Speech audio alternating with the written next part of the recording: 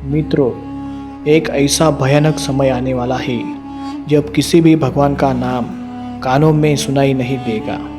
यह वही काल होगा जब लोगों अपनी भूख मिटाने के लिए मानव का मांस तक खाने लगेंगे। उस समय इंसान भी अधिकतम आयु मात्र 20 वर्ष रह जाएगी। यही वह श्रमित समय होगा जिस घोर कलयुग कहा गया है।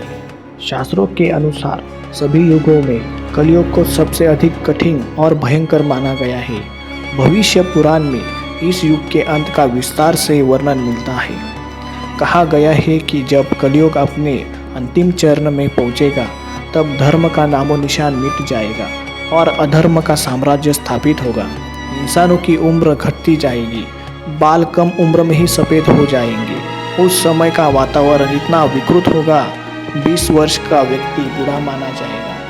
आज जो कुछ पाप दिखाई दे रहा है वह घोर कलयुग का केवल 1% भी नहीं है। जब यह युग अपने चरम पर पहुंचेगा तब पापियों की गिनती करना असंभव हो जाएगा। हर जगह छल कपट और अधर्म की हवा फैलेगी। भविष्य पुराण में कहता है कि तब एक ऐसा स्त्री नहीं बचेगी जो अपने पति का आदर करे। पराये पुरुषों के साथ संबंध आम बात होगी और कम उम्र की बच्चियां भी मातृत्व का भार उठाने लगेंगी।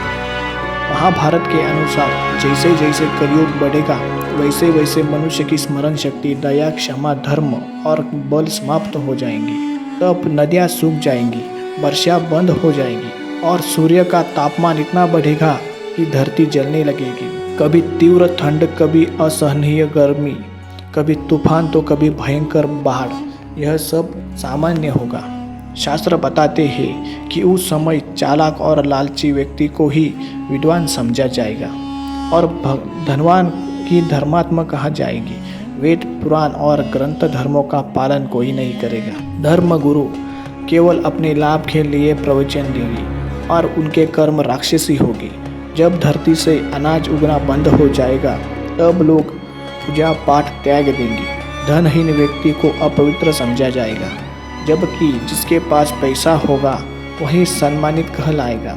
रिश्ते नाते सब स्वार्थ और धन के लिए होंगे। इसी काल में कल्कि पुरुष अर्थात कलयुग का राक्षस पूरी मानवता पर छा जाएगा। उसे लोग ही भगवान मानने लगेंगे। लेकिन सब पाप चरम सीमा पर पहुंचेगा तो भगवान विष्णु के 10वें अवतार भगवान कल्कि का अवतार होगा।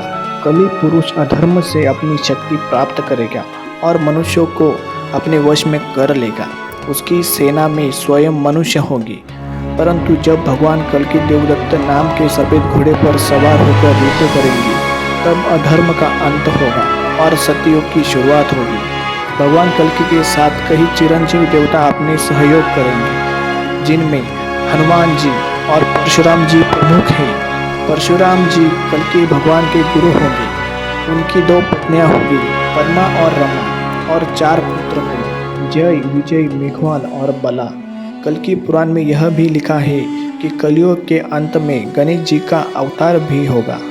वे धूम्रकेतु नाम से प्रकट होंगे और अपने खड्ग राक्षसों का नाश करेंगे। उनके नेत्रों की अग्नि बरसेगी और पापियों का विनाश होगा।